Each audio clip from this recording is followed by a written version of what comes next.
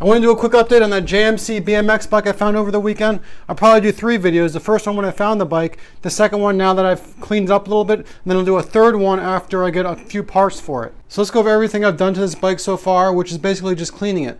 I used steel wool. I also used tin foil, which is another trick you can use to wipe out all the rust. And you'll see I did a decent job. Now I missed a few little spots here, but overall I cleaned it pretty well.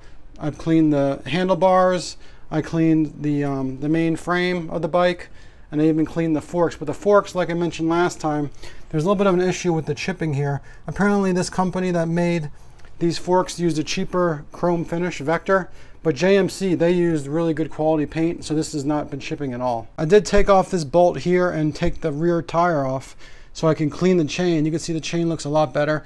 I'm trying to keep everything as original as possible from the 80s. Now, if something needs to be replaced, like the actual grips, I did order some new grips that are not going to be from the 80s. But as far as like the stuff that is from the 80s that already exists on this bike, I'm just going to keep it as is, including even this tire, which is completely bald, as you'll see here. This front one is in good shape, but this one is like completely destroyed. But I'm just going to keep it because it's cool. It's vintage. And I didn't realize it at the time, but there is a serial number on this bike which tells you everything you need to know.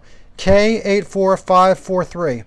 It's from 1984, and it's the 543rd JMC Shadow that was made that year. And while I'm over here, if you look at these decals, you'll see that the A is missing, and on the other side, it is like completely missing everything. It's just a little bit of the remnants are left. So what I did was, this company still exists, JMC.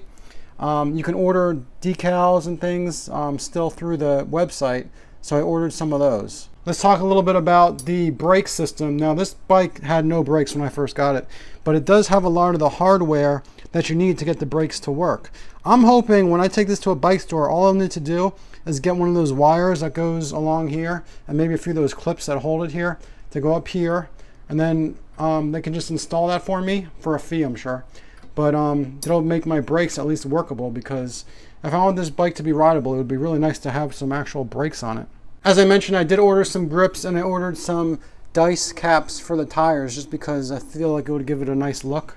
So I'll do another video when I get all the extra parts and when I think it's mostly complete for my standards.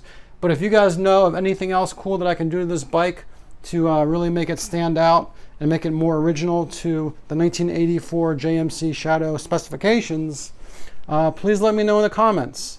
Thanks for watching.